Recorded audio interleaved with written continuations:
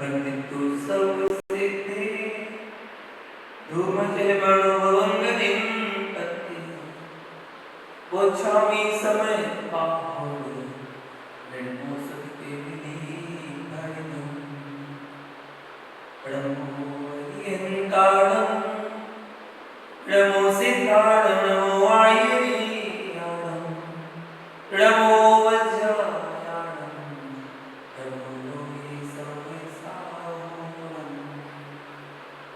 जय भोलेनाथ सत्यमेव भगवान की, आचार्य भगवान बुद्ध स्वामी की, आचार्य गुरुराज सगरे महामुनि राज की, शैर्य समाचार सभी सुख सगरे महामुनि राज की, आहिं सर्व सुधर्म जय। वन नदी का अंतर्गत व्याख्या चल रही है। आचार्य भगवान बुद्ध स्वामी समय सा गाथा नंबर 254-56 की व्याख्या कर पा रहे हैं। ज्ञान भाव स्वरूप हो, ज्ञान भाव ही जीव का स्वभाव है। छद्मस का ज्ञान दर्शन पूर्वक होता है और केवली का ज्ञान दर्शन ज्ञान के ऊपर होता है। अब पुनः पूछता हूं, आप किस ज्ञान से जानते हो? मति ईश्वर ज्ञान से जानते हो तो भैया संग्रह मत करो, अनादिकृत चेष्टा मत करो। आपका ज्ञान अक्रम भावी नहीं है, क्रम भावी है। केवली का ज्ञान अक्रम भावी है। अक्रम भावी ज्ञान में जो आया है वह ध्रुव सत्य, पर क्या आया है उसी क्रम भावी जानता नहीं है। क्रम भावी ज्ञान में यदि अक्रम भावी ज्ञान को पूर्ण जान लिया तो दोनों में संकट दोष हो जाएगा। मति श्रुत ज्ञान का वही विषय है जो केवल ज्ञान का विषय है। प्रत्यक्ष भूत यदि मान लिया तो भैया मति श्रुत आदि ज्ञानों की 5 संज्ञाएं समाप्त हो जाएंगी, एक ज्ञान बचेगा। तत्वार्थ सूत्र जी का गहरा अध्ययन हो जाए तो ये जो खंड दिखाई देते हैं ये अपने आप में अखंड हो जाएंगे। ज्ञानी समझना चाहते नहीं, यदि समझ जाएंगे तो इनका पंथ नष्ट हो जाएगा। जो पथ है वह एकत्व भूत है। सम्यक संज्ञा चारित्राणि मोक्ष मार्ग, तत्पर सूत्र का पहला सूत्र। आप कसाई पुरुष मोक्ष मार्ग पर चलता है और कसाई पुरुष पंथों में चलता है।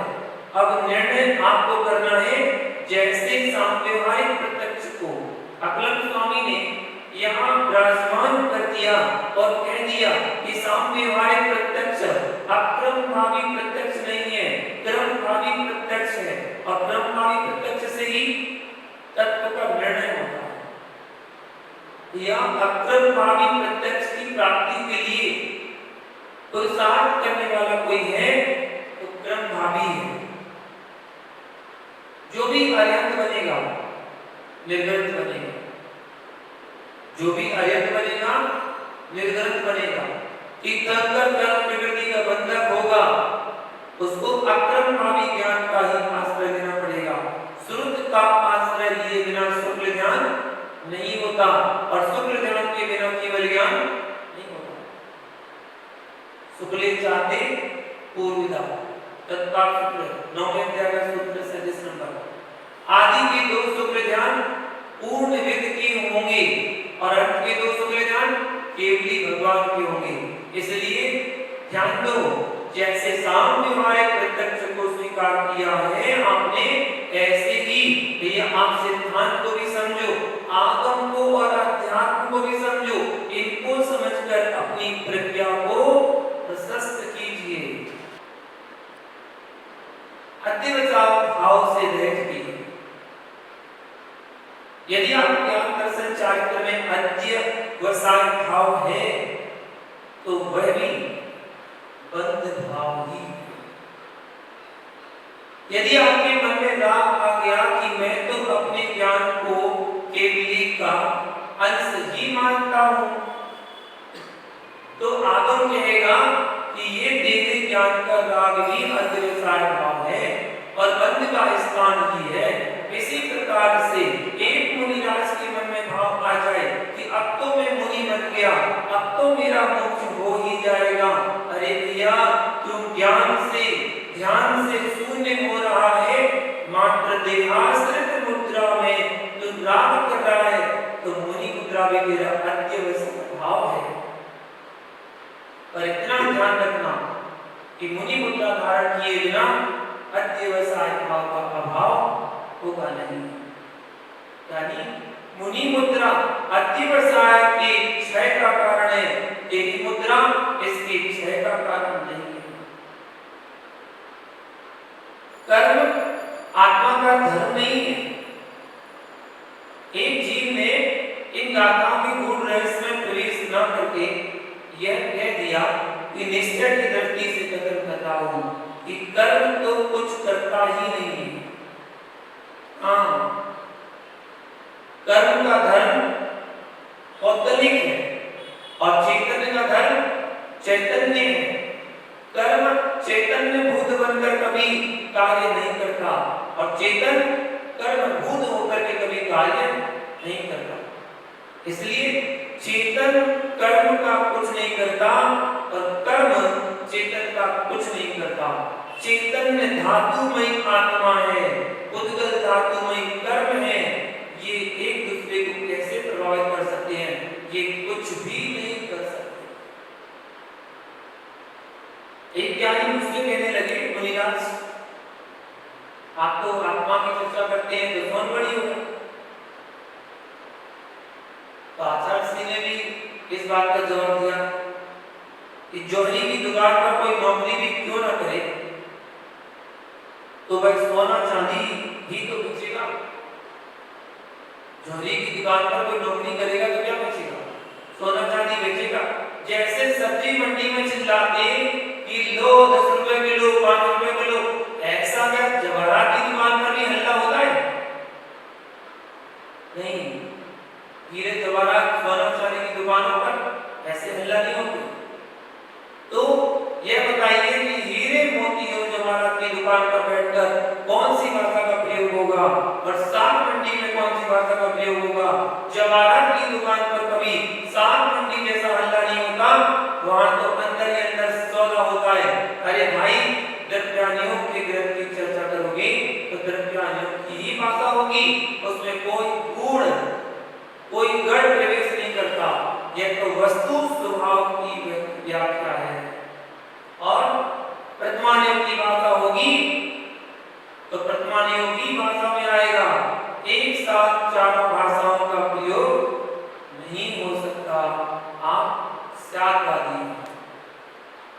आप कैसे स्यादवादी हो? स्याद अस्ति, स्याद नास्ति। और क्रम से एक पदार्थ में हम चारों भाषाओं का प्रयोग भी कर सकते हैं। सुनिए, हे प्रभु, आप बाल ब्रह्मचारी हो। हे भगवान, कैसे कहूं आप बाल ब्रह्मचारी हो? बाल ब्रह्मचारी होकर भी आपने मुक्ति कन्या के साथ शादी का विचार किया है। हे प्रभु, आप जैसा व्यभिचारी कौन होगा? आपके व्यभिचारी गुण को भी मेरा नमस्कार हो। यह वर्तमान युग में जिनसेन स्वामी की भाषा है। अब कर्णाटक योग से भगवान की भक्ति करते हैं।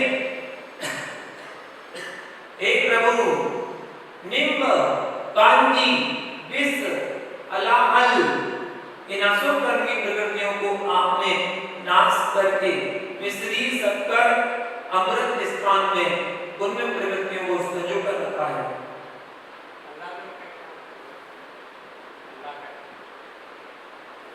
जहर का सबसे बड़ा होता हलाल। जिह्वा पर रखने से इतना जहर फैलता है आदमी तुरंत मर जाता है। ये एक से बढ़कर एक हानिकारक है। तो हलाल सबसे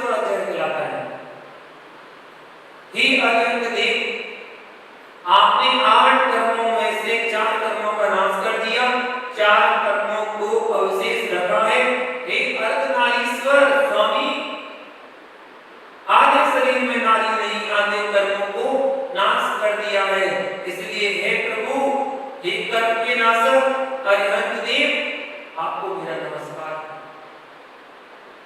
हे प्रभु, मूलोत्तर गुणों का पालन करके 18,000 चीर की पूर्णता को प्राप्त करके आप निराशा, निआशा भाव से युक्त हो रहे हैं और आप निर्दोष यथाख्यात चारित्र के पालनहार हैं, इसलिए आपको मेरा नमस्कार। यह चरणारी योग से नमस्कार किया है। हे प्रभु, भेदा भेद रखने तरह का फल स्वात्मानुभूति है और शुभ अशुभ भावों से मुक्त होकर के शुद्ध अवस्था में आप लीन हो रहे हो, इसलिए आपको मेरा नमस्कार हो।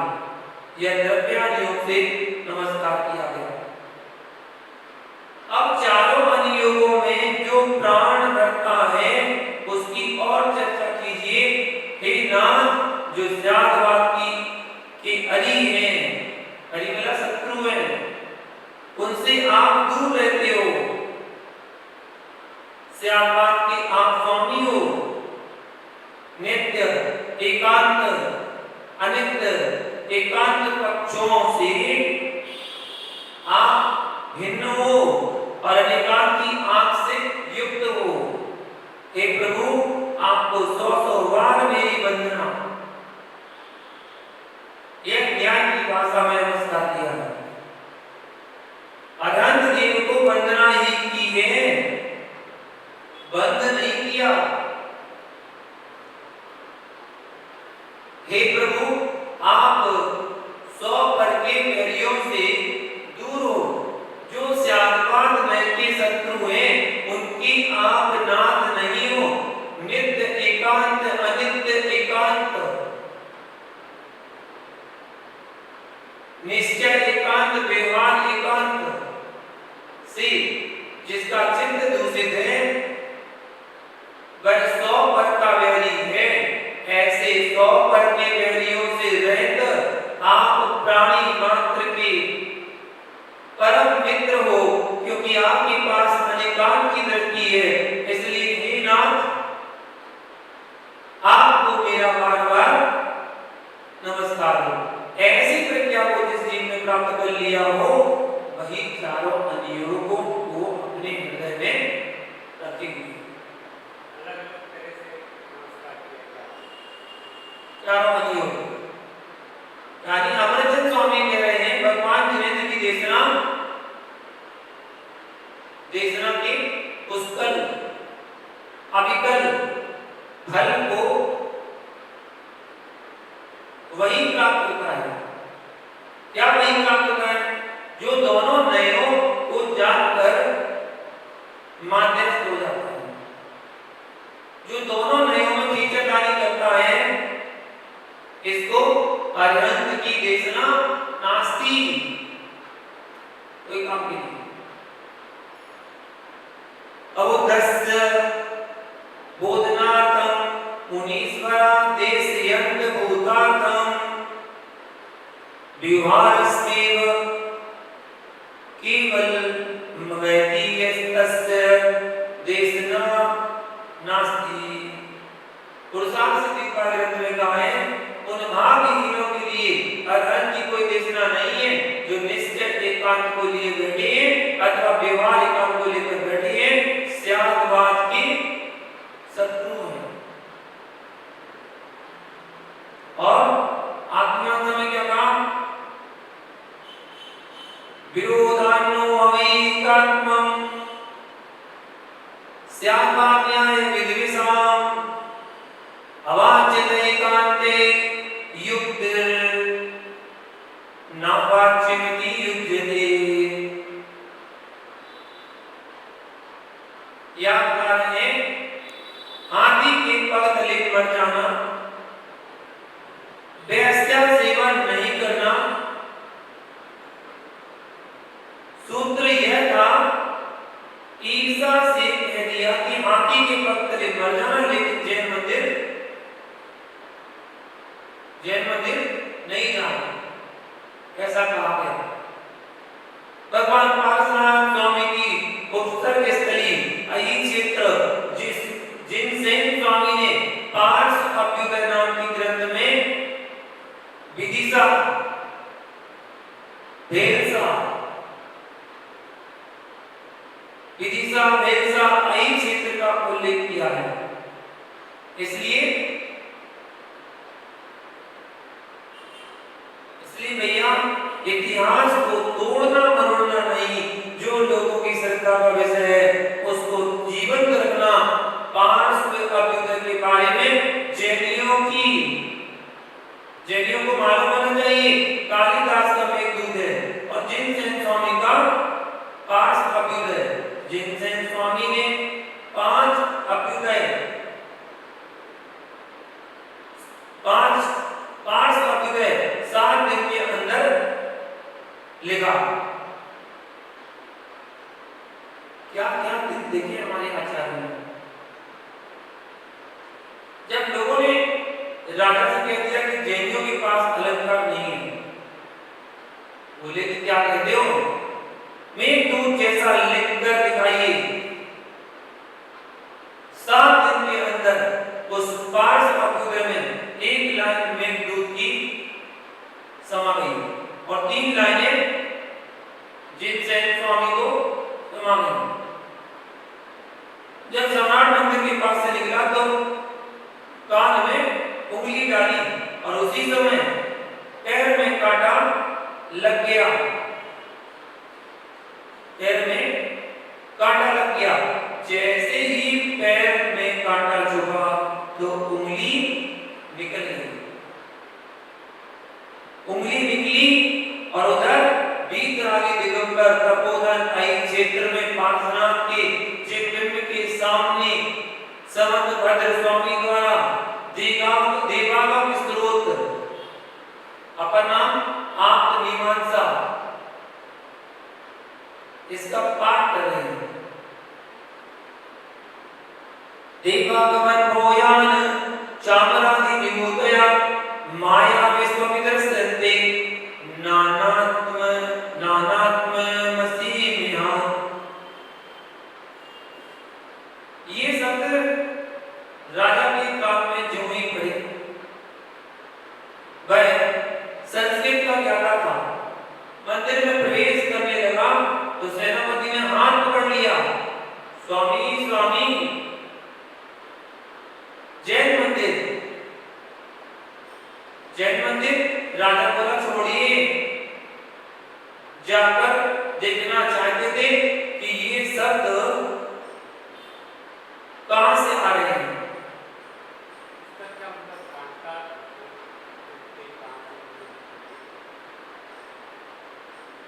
राजा बोले छोड़िए, जाकर देखना चाहते थे कि ये शब्द कहां से आ रहे हैं।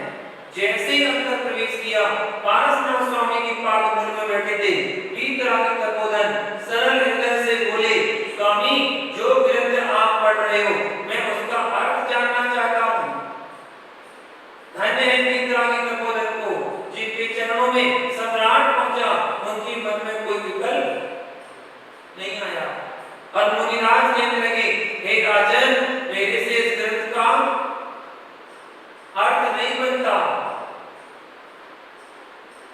राजा के मन में किंचित भी खेद नहीं आया कि मुनिराज से अर्थ नहीं बनता। राजा विद्वान था, कहता है स्वामी अभी तो मैं आपसे प्रभावित था कि आप ग्रंथ का पाठ कर रहे हैं, अब मेरी श्रद्धा आपके चरणों में दुगनी बढ़ गई।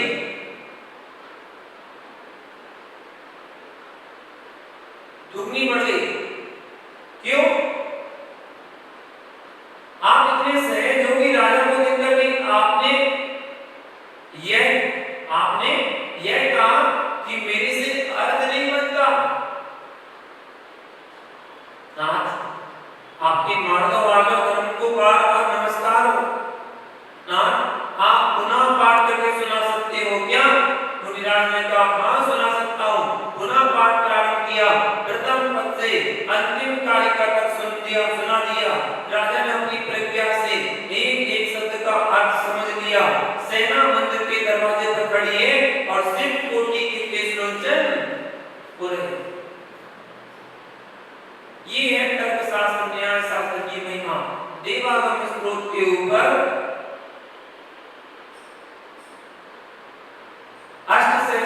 कविता लिखी हुई है। आप के शब्दों को सुनने समझने के लिए प्रबल पुण्य चाहिए। सिंगनी का दूध स्वर्ण पात्र में ठहरता है। इन ग्रंथों को पढ़ने वाले कम क्यों बचे हैं? जीवों के पुण्य नष्ट हो गए हैं। कुकवियों की कविता सुनना मिथ्यात्व है।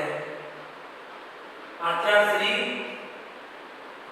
नहीं, जैनसेन स्वामी बोल रहे हैं, जिस कवि की कविता में 24 तीर्थंकर प्रमेय ना हो, श्यामलाल मणिकांत प्रमेय ना हो, उस कवि की कविताएं मिथ्यात्व।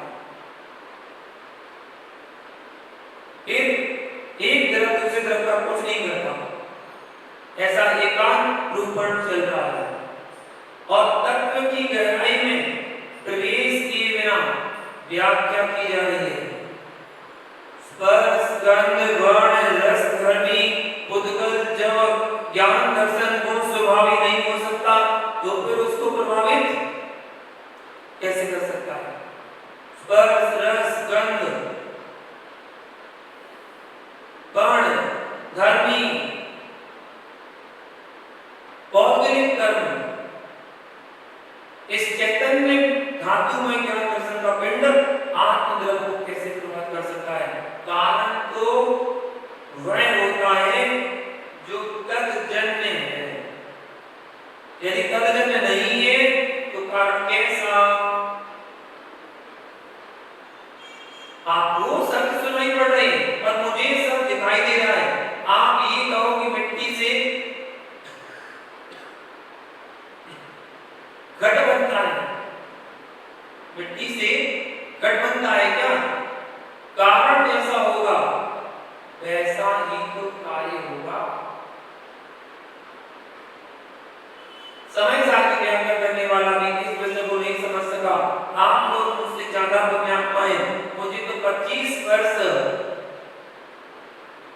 मतलब 22 वर्ष में तो दीक्षा हुई थी, तो 22 वर्ष हो गए ग्रंथों का अध्ययन करते पर आपका सौभाग्य जो कि तैयार विषय आप सुन रहे हो, कारण के सदृश ही कार्य होता है। ऐसा एकांत मान्यता जिसकी है वह जैन दर्शन से शून्य है। इसमें अनेकांत तो है पर एकांत नहीं है। कारण के सदृश ही कार्य होता है, कारण से ही कार्य होता है। ऐसी एकांत मान्यता वाला बौद्ध दर्शन में प्रवेश कर चुका, यानी कारण के सदृश ही कार्य होता है। तो मां तेरे हाथों में बिना चकले बेलन की मैंने रोटी बनते देखी है। एक कार्य के लिए दो विसदृश कारण भी देखे गए हैं। कार्य है पेट का भरना और विसदृश कारण वही आटा जिसमें रोटी बना रहे थे। जब हाथ की रोटी बनाओगे तो सूखा आटा लगाओगे कि पानी लगाओगे? पानी लगाओगे, पर बनना क्या? दोनों में रोटी। कार्य सदृश होने पर भी कारण सदृश नहीं है। एक रोटी में आटा सूखा लग रहा है और दूसरी रोटी में पानी लगाया जा रहा है। जब आपने रोटी बनाई तो चौकी भिन्न है, बेलन भिन्न है और रोटी भिन्न है। यदि जैसा कारण होता वैसा ही कार्य होता है अथवा कारण के अनुसार कार्य होता है, तो हे मां तुझे रोटी बनना पड़ जाएगा और तू रोटी बन गई तो कोई खा जाएगा। दूसरे दिन रोटी कौन बनाएगा? तू बचेगी नहीं। देखो भैया, मोक्ष जाने के लिए तो 3 चल जाएगा। पर जैन तत्व की चर्चा करना है तो ढेर सारा मस्तिष्क का प्रयोग करना पड़ जाएगा। तो जो यह कह रहा है कि एक द्रव दूसरे द्रव को कुछ भी नहीं कर रहा है, वह अभी जैन तत्व से अनभिज्ञ है। माणिक स्वामी से प्रार्थना करो, उन्होंने इन एकांतवादियों को समझाने के लिए लिखा, तादात्म्य तदुत्पत्ति आवश्यक नहीं है, आवश्यक नहीं है कि प्रत्येक कारण तादात्म्य तदोत्पत्ति भूत हो।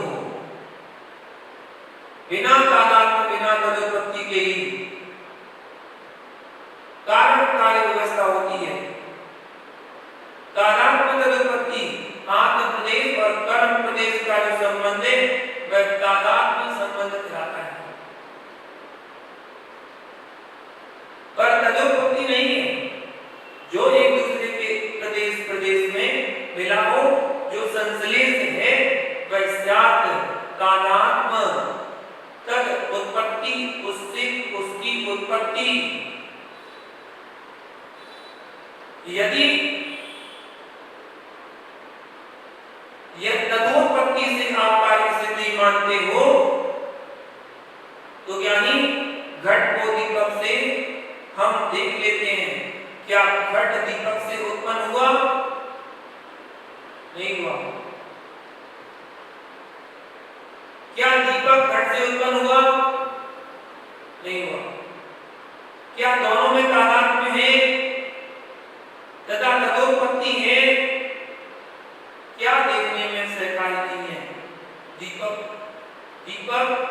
घट के लिए, दीपक के लिए, घट के लिए सहकारी कौन नहीं है? जो कर्म है वे आत्मा से उत्पन्न नहीं होते, तदोत्पत्ति नहीं है। लेकिन तदोत्पत्ति नहीं होने पर कारण का व्यवस्था नियत नहीं है। तदोत्पत्ति नहीं है लेकिन प्रभावकारी है। जैसे कि आकाश में सूर्य कितनी दूर पर है? पृथ्वी से 790 योजन की दूरी पर सामान्य तारे हैं और उनके ऊपर क्रम से चांद है, तारे हैं, लेकिन कमल खिल रहा है पानी के अंदर। लेकिन जब तक सूर्योदय नहीं होता तब तक कमल नहीं खिलते, कमल नहीं खिलता है। ना तादात्म्य है ना तदोत्पत्ति है, लेकिन तभी कमल तभी खिलता है जब सूर्य उदित हो जाता है। तात्कालिक योग्यता कमल में खिलने की उसी समय क्यों सूर्योदय के पूर्व क्यों नहीं खिला? अरे भैया, यदि काल की प्रत्याशक्ति नहीं मानेगा तो बालक तो कितने साल का है? 15 साल का बेटा तो पुरुष है। हाँ, यानी इसे पुरुष कोई नहीं कहता, बालक कहते हैं। यदि यही जब 20-25 साल का हो जाएगा तो पिताजी कहलाने लगेगा, कहलाने लग जाएगा। अब आज पिताजी नहीं है क्योंकि उनकी उम्र की काल की प्रत्याशक्ति नहीं। कमल उससे उत्पन्न ना होने पर भी सूर्य प्रभावकारी है, इसलिए इसको निमित्त नैमित्तिक संबंध कहना। लेकिन सूर्य कमल रूप परिणत नहीं होता, कमल सूर्य रूप परिणत नहीं होता। इस दृष्टि से एक द्रव दूसरे द्रव करता रूप नहीं है। एक द्रव दूसरे द्रव में सहकारी अवश्य होता है, सहकारी अवश्य होता है। यदि नहीं होता तो भगवान आत्मा यहाँ क्यों बैठी होती? इसको तो सिद्ध स्थापन होना चाहिए। स्वभाव भी तेरा सिद्ध स्वभाव है, उपयोग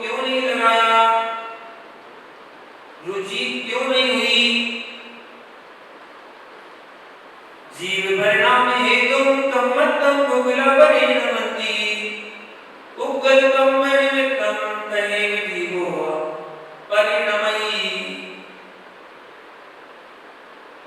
जीव का संसार में जो परिणमन चल रहा है वह उद्गत कर्म के निमित्त से चल रहा है। ठीक है, जीव के रागादि भाव के निमित्त से कर्मण वर्गणाएं कर्म रूप परिणत होती हैं। कर्म के निमित्त से जीव रागादिक भाव को प्राप्त होता है। अतज्जन्यमति अतज्जन्यमपि तत्प्रकाशकं प्रतिवत् परीक्षा सूत्र बताया है। परीक्षा सूत्र के इस सूत्र को ध्यान में लाना पड़ेगा। व्यवहार दृष्टि से अपन ने कथन कर लिया, अब परमार्थ दृष्टि का कथन चाहिए। सुनिए 254, 255, 256 ये गाथाएं योगियों के अंदर सामायिक का विषय बने। तो विश्वास रखना, कभी भी आप ना आंख गीली कर पाओगे, ना आंख लाल कर पाओगे, ना हर्ष आएगा, ना विवाद आएगा, ना मैं किसी का करता हूं, ना मैं किसी का भरता हूं। प्रत्येक जीव अपने अपने कर्म के अनुसार परिणमन कर रहे हैं। आपका बेटा भी आपके द्वारा नहीं जन्मा, वह अपना आयु को लेकर आया है, अपना भाग्य लेकर आया है। आचार्य कुंद स्वामी कह रहे हैं कि यह जीव निज कर्म के उदय से सुखी होता है और निज कर्म के उदय से दुखी होता है। व्यवहार में कहा जाता है कि ये हमारे सुख के निमित्त है, ये हमारे दुख के निमित्त है। सत्यता यह है कि स्वयं का कर्म उदय ना हो तो परिणमति भी नहीं मिलती, परिणमति नहीं मिलती। विकारी का उदय होता है तभी तो उसे दिव्य दिव्य परिणाम होते हैं। यदि उसका पुण्य ना हो तो तुम उसको भी नहीं दे सकते। यहाँ तक कि डाकू का भी पुण्य का उदय होता है, तभी वह डाका डाल पाता है। और जिस दिन पाप का उदय होता है उस दिन पकड़ा जाता है।